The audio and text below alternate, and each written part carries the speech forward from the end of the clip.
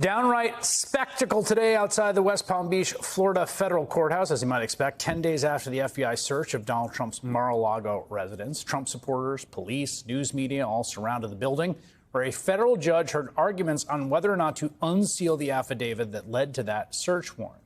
In the roughly hour-long hearing, the chief of counterintelligence for the Department of Justice, Jay Bratt, quote, argued the detailed and reasonably lengthy document needed to be kept completely under wraps because it contains substantial grand jury information in a unique case with national security overtones.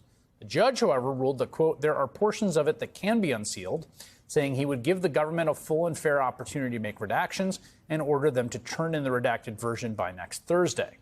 With this big development, surprising one, I think, I want to turn to Brandon Van Grack. He's a DOJ veteran who's overseen investigations into disclosure of classified documents, prosecuted dozens of cases involving the Espionage Act, which is at issue here.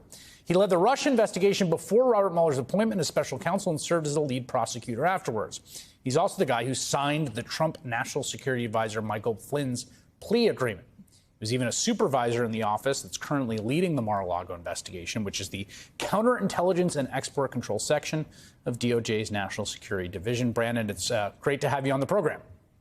It's nice to be here, Chris.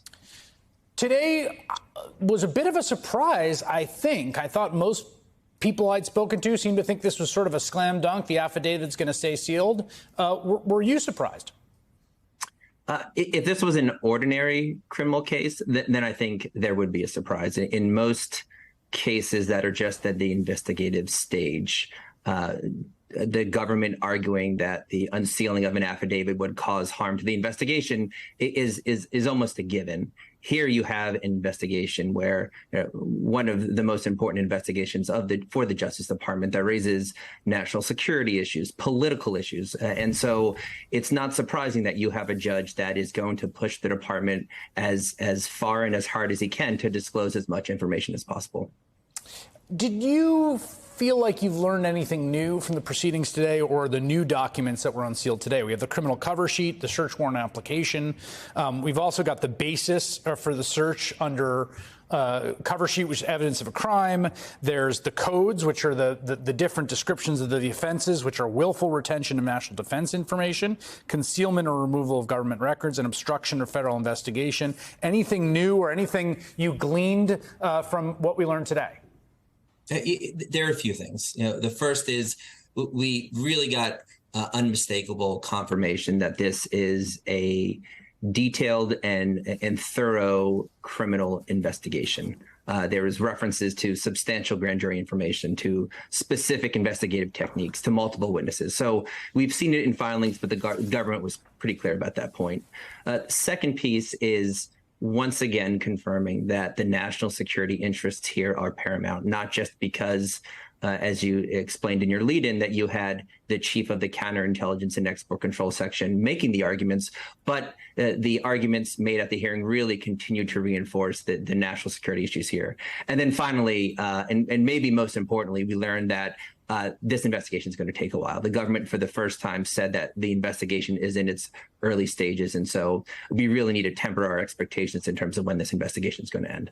Yeah, I should note that some of the folks in court pushing for this to be released, media organizations, I believe NBC is part of that group that was pushing for this. Obviously, we want maximal transparency as our position in the press. As someone who was in that division of DOJ, how are you understanding the conceptualization of what we are seeing here? Because I think there's a few ways to think about this. One is the guy just wouldn't give the stuff back and it's not his. And the FBI wanted it back for very understandable reasons and essentially were forced to escalate to this point because he was non-compliant. And then that's it. They got the documents. The other is that there's something more here. There's something more being developed. There's something more being investigated. There's another part of this story. Which are you? So it's no longer just about the documents. I think this investigation probably began that way. And if this was a situation where ultimately all of the documents that are marked classified were returned to the archives or returned or provided in June when when the Department of Justice and the FBI were at Mar-a-Lago. I don't think, I really don't think we'd be talking about it, or at least not in the same way. But something did happen. There was clearly conduct that triggered an escalation in the investigation. And so that doesn't change the fact that the national security interests here are still paramount and the focus. But it's no longer just about the documents. And that's, again, I think, one of the interesting takeaways from the hearing today, which is ultimately the fact that there was this unprecedented search conducted really, I think, needed to be justified by the fact that there is a criminal investigation. Right? It was difficult if it was just about the documents. Right. But the statements in court today, especially it being in the early stages, I think is indication that they have the documents and there's more to it than that. So there's been a lot back and forth about classification, right? Classification is in some ways sort of strange because it's not in the Constitution. It adheres to the Article of Powers of the President. The President is the ultimate authority of the executive branch, which is the part of our government that classifies and declassifies. All sorts of talk about Donald Trump having this sort of magical power where he just says some words over some papers, people disputing that. How central is classification, to your mind, to the story here? So it's central, but I think you need to unpack it, which is it is important to ultimately the criminal charges. I think there are some statutes here, or one in particular involving the retention of national defense information, where if in fact these documents were unclassified, however informally, it would impact the nature, the ability to bring those charges. But it doesn't impact the national security implications here. And this is where I think it's important to take a step back, because an argument that's been made is that there was this standing order for declassification. And so you're left with two scenarios.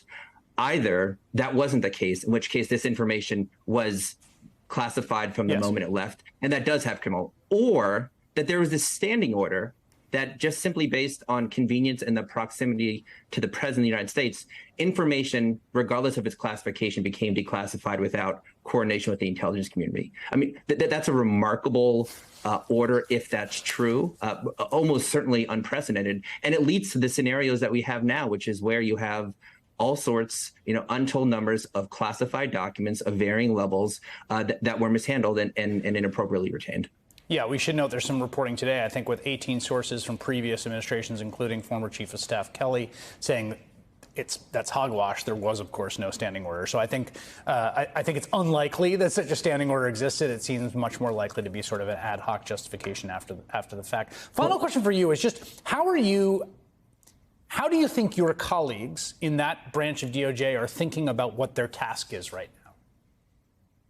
This is a section, the counterintelligence and export control section, that has handled not only these types of cases since its beginning in terms of the retention and mishandling of classified information, but they've also handled some of the most politically sensitive and charged investigations. So this for better or worse, this is what they're used to dealing with, these types of issues. And so even though it is somewhat unusual for the chief of that section to be making these arguments, it's reflective of the fact that this is exactly where the Department of Justice wants these investigations being led.